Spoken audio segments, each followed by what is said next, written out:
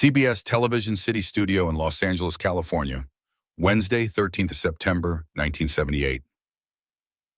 A young 22-year-old contestant named Cheryl Bradford sits on the stage of the popular ABC daytime game show, The Dating Game, in front of a single white flower-printed partition wall. She picks Bachelor Number One. She walks backstage with the game show production assistant and tells the show's producer that Bachelor Number One creeped her out. She refuses to go on the chaperoned 1978 ABC Dating Game prize package weekend in Tahiti with him. Bachelor Number One is a respected Los Angeles fashion photographer named Rodney James Alvarado. He is 35 years old. He has at this exact moment already murdered 4 young women. He is at this exact moment an actively investigating murder suspect in 3 separate jurisdictions. He is on the FBI 10 Most Wanted Fugitives list under the printed in English alias John Berger. The Federal Bureau of Investigation will later conclude that the true Alvarado body count may be closer to 130. 1 year after the Dating Game appearance, on the bright Saturday afternoon of 20th of June, 1979, Alvarado abducts a 12-year-old Huntington Beach, California schoolgirl named Robin Sampson from the pier at Huntington Beach. Robin Sampson is never seen alive again. The Orange County Sheriff's Department traces a single witness description back to a Seattle, Washington storage locker rented by Alvarado at the Seattle Public Access Self-Storage Facility on Aurora Avenue North. The Orange County Sheriff's Department opens the Seattle storage locker on the morning of Monday, the 16th July, 1979. Inside the Seattle storage locker, the Orange County Sheriff's Department investigators find a worn brown cardboard box of printed in English personal Alvarado documents, a 1970s Polaroid land camera model 195, a 1970s Pentax K1000 35mm still camera, a Ruger 1022 semi-automatic rimfire hunting rifle, a white police regulation handcuff set, and a black plastic Kodak photographic paper carrier bag containing 1,200 printed in English Polaroid photographs of young unidentified women aged 12 to 32. The Orange County Sheriff's Department Forensic Photography Unit catalogs every single one of the 1,200 Polaroid photographs over the following 12 weeks. The Federal Bureau of Investigation Cold Case VICAP database adds every single one of the Polaroid photographs to the National Missing Persons Cross-Reference Index. 46 years later, at least 8 of the Polaroid Seattle storage locker photographs have been positively identified as women previously reported missing across the Midwest, the Eastern Seaboard, and the Pacific Northwest. At least 120 of the remaining Polaroid photographs have never been positively identified by any state law enforcement agency or any family member. The Federal Bureau of Investigation considers each of those printed in English Polaroid photographs to be an open Alvarado homicide case file. Rodney James Alvarado is arrested at his Los Angeles photography studio on the bright Friday morning of 24th July, 1979. He is charged that same Friday afternoon with the Huntington Beach 12-year-old Robin Sampson murder. He is later charged across a 31-year span with 7 additional named victim murders. He is sentenced to death by lethal injection in the Orange County Superior Court on Friday, 30th of March 2010 by His Honor Judge Donald McCarthy.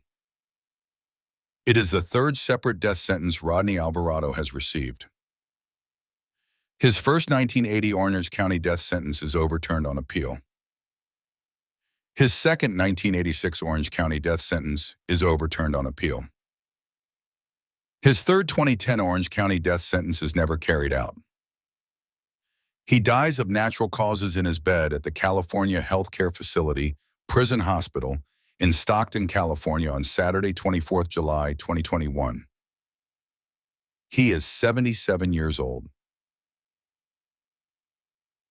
Rodney James Alvarado is born in the Texas city of San Antonio, Texas on Tuesday, 23rd August, 1943.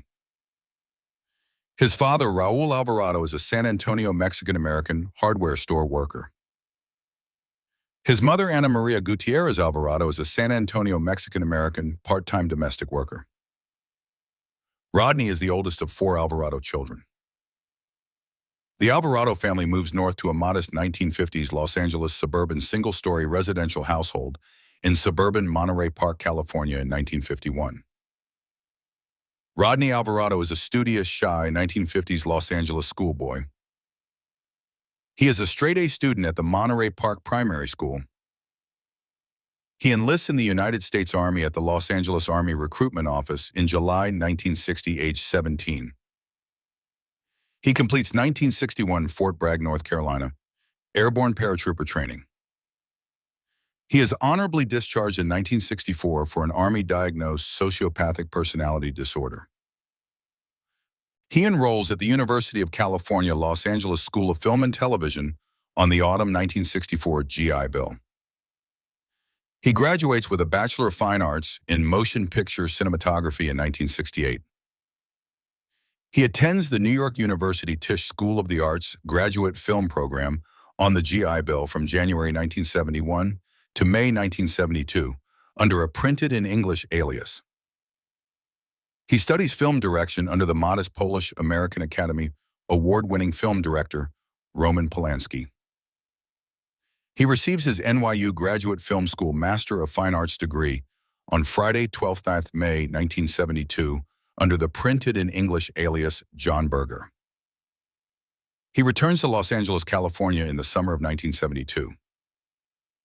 He opens a Los Angeles freelance fashion photography studio on the bright Wednesday morning of 14th June 1972. The studio is at 8421 Sunset Boulevard, West Hollywood. The earliest known confirmed Rodney James Alvarado violent attack takes place on the bright summer Wednesday morning of 25th September 1968 in Hollywood, Los Angeles, California. The victim is an 8-year-old Hollywood schoolgirl named Tahiti Shapira. Tahiti Shapira is walking home alone from her Hollywood primary school on the Hollywood pavement of Sunset Boulevard. Rodney Alvarado is at this time a recently UCLA graduated Los Angeles 25-year-old film school graduate and freelance fashion photographer. He stops his dark gray 1967 Plymouth Barracuda two-door coupe at the curb. He offers the Hollywood schoolgirl, Tahiti Shapira, a ride home in his Plymouth coupe. She accepts. He drives the 8-year-old Hollywood schoolgirl to his recently rented Hollywood Hills photographer's apartment. The apartment is at 1830 Sunset Plaza Drive in the Hollywood Hills. A concerned Hollywood neighbor walking past the Sunset Plaza Drive apartment block at the bright late morning hour of 11 minutes past 11 on the same Wednesday morning observes a Plymouth Barracuda coupe parked at an unusual angle outside the apartment block. She has read a Hollywood Bureau of Investigation missing persons bulletin for the Hollywood schoolgirl Tahiti Shapira that very morning. She telephones the Los Angeles Police Department from a Hollywood public payphone on the Hollywood pavement. 2 Los Angeles Police Department uniformed officers arrive at the Sunset Plaza Drive apartment within 11 minutes. They knock on the wooden apartment door. Rodney Alvarado answers the wooden apartment door and asks them to wait outside while he gets dressed. He climbs out of the Hollywood Hills apartment back bathroom window and runs. He flees south by Greyhound bus to the Texas border at Brownsville, Texas, and crosses into Mexico on the bright autumn afternoon of 27 September 1968. Tahiti Shapira is found alive inside the Sunset Plaza Drive apartment with significant, non-fatal Hollywood Hills injuries.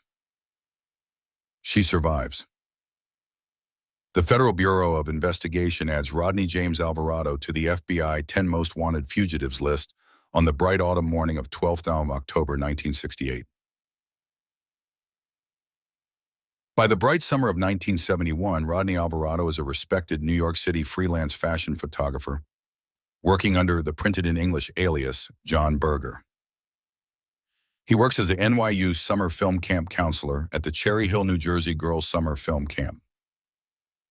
He approaches young 16-year-old to 32-year-old urban Manhattan women in 1970s Manhattan East Village dance bars, 1970s Greenwich Village bookshops, and 1970s Manhattan Upper East Side fashion boutiques. He introduces himself as a respected New York City fashion photographer, offering unpaid Polaroid model test shots for a printed-in English boutique fashion catalog. He photographs the young women with his 1970s Polaroid land camera model 195. He then drives them out of New York City in his dark gray 1967 Plymouth Barracuda coupe to isolated New York wooded areas. The first known confirmed New York City Alvarado victim is a 23-year-old TWA flight attendant named Cornelia Crilly. Cornelia Crilly is approached by Rodney Alvarado at the 1971 LaGuardia Airport TWA Flight Attendant Departure Lounge on the bright Friday morning of 11th of June, 1971. Her body is found in a New York Manhattan East 83rd Street rented apartment on the bright Saturday morning of 24th of June, 1971. The 1971 New York City Police Department closes the Cornelia Crilly missing persons file within 14 days as an unsolved Manhattan urban single-occupancy female homicide. The second known confirmed New York City Alvarado victim is a 23-year-old freelance fashion model named Ellen Hovan. Ellen Hovan is approached by Rodney Alvarado at the 1907 New York City Manhattan Upper West Side Hayden Planetarium Museum of Natural History Plaza on the summer evening of 15 July, 1977. Her body is found 4 months later in a New York Westchester County wooded area of Ramapo State Park. The 1977 New York City Police Department closes the Ellen Hovan missing persons file within 9 days. Rodney Alvarado returns to Los Angeles, California in the autumn of 1977. He resumes the Los Angeles freelance fashion photography studio business at 8421 Sunset Boulevard, West Hollywood. The first known confirmed Los Angeles Alvarado victim is a 18-year-old 1977 Los Angeles Hollywood waitress named Jill Barron. Jill Barron is approached by Rodney Alvarado at a 1977 Sunset Strip Hollywood diner on the bright Saturday morning of 10 November 1977. The second confirmed Los Angeles Alvarado victim is a 27-year-old 1977 Los Angeles registered nurse named Georgia Wexton. Georgia Wexton is approached by Rodney Alvarado at a 1977 Los Angeles County University of Southern California Medical Center evening shift staff entrance on the Monday evening of 16 December 1977.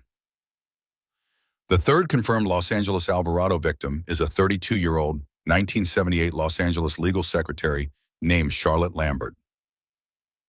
Charlotte Lambert is approached by Rodney Alvarado at a 1978 Los Angeles County Westwood Village Court Precinct lunchtime sandwich bar on the Friday lunchtime of 23 June 1978. By the bright summer of 1978, the Los Angeles Police Department holds 4 separate active, unsolved Los Angeles female homicide case files. The Los Angeles Police Department has not yet linked any of the 4 Los Angeles female homicide files to Rodney James Alvarado. The Federal Bureau of Investigation and Most Wanted Fugitives list still includes Alvarado under the printed-in English alias John Berger. The daytime game show The Dating Game has been broadcasting nationally on the ABC television network since 1965. It is at the 1978 peak of its national popularity. The showrunner audition process welcomes a Los Angeles freelance contributing fashion photographer named Rodney James Alvarado as a Bachelor Number One contestant in early September 1978. The audition production form lists his printed-in English Los Angeles photography studio address as 8421 Sunset Boulevard, West Hollywood.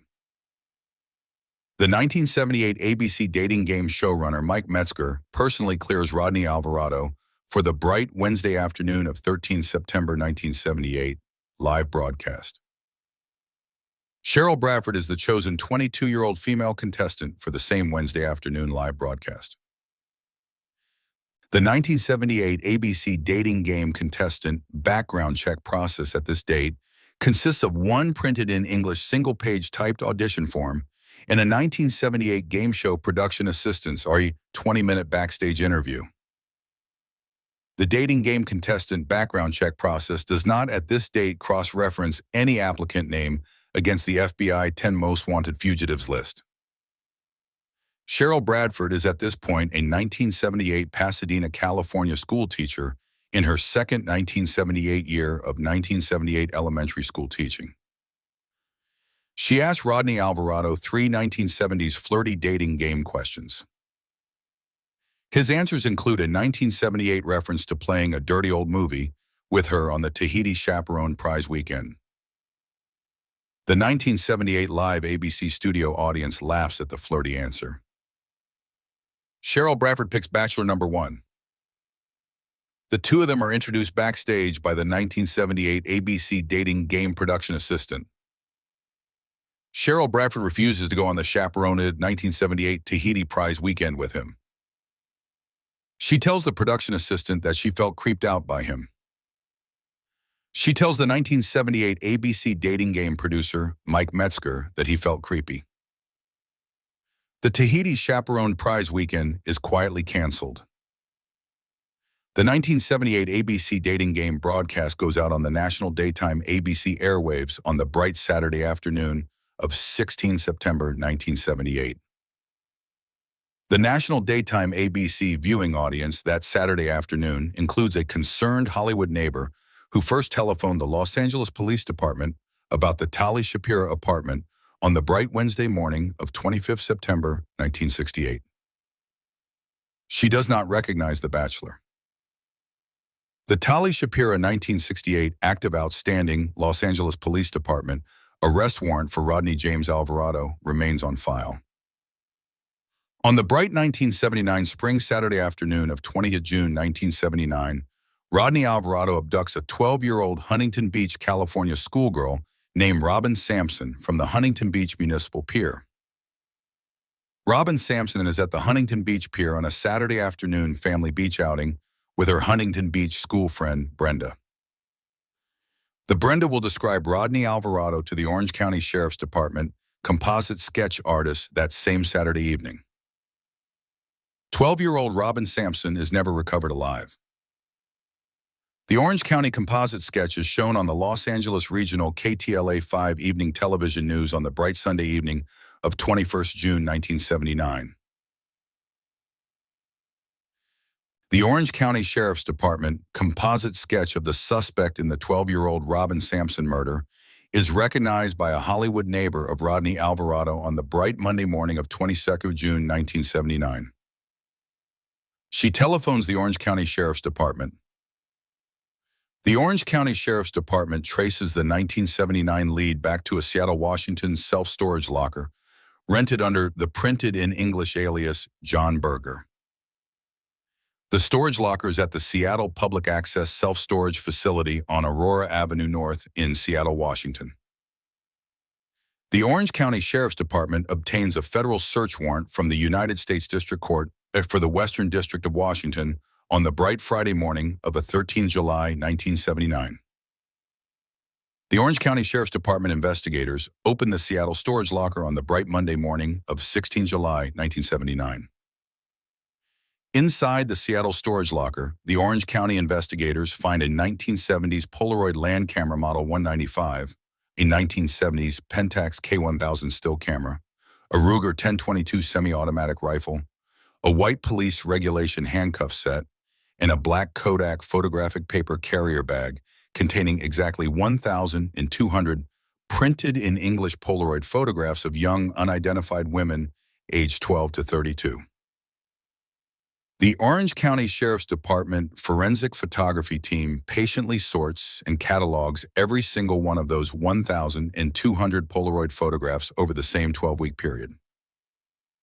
The FBI Cold Case VICAP database adds every single one of the Polaroid photographs to the National Missing Persons Cross-Reference Index. Rodney James Sunset Boulevard, West Hollywood Photography Studio, on the bright Friday morning of 24th July 1979 by the Orange County Sheriff's Department deputies, and is taken calmly into custody without protest. He is formally charged that same Friday afternoon with the 12-year-old Robin Sampson murder. His first Orange County Superior Court trial opens on Monday, 5th May 1980. His first 1980 Orange County jury verdict is guilty. His first 1980 Orange County death sentence is imposed by Judge John Sutton. His first 1980 Orange County death sentence is overturned by the California Supreme Court on appeal in 1980. His second Orange County Superior Court trial opens on Monday after 5th May 1986. His second 1986 Orange County jury verdict is guilty. His second 1986 Orange County death sentence is overturned by the United States Court of Appeals for the Ninth Circuit on appeal in 2003. His third Orange County Superior Court, California. He is later transferred to the California Health Care Facility Prison Hospital in Stockton, California, on the bright Tuesday morning of 14th April 2016. He dies of natural causes in his bed at the California Health Care Facility on Saturday, 24th of July, 2021. He is 77 years and 11 months old at the time of his death. His third 2010 Orange County death sentence has never been carried out. The Seattle Storage Locker Polaroid photo album is currently held in permanent secure storage at the FBI National Crime Information Center Cold Case VICAP Archive in Clarksburg, West Virginia. The Federal Bureau of Investigation periodically publishes 120 selected Polaroid photographs on the printed in English FBI National Crime Information Center Public Missing Persons website.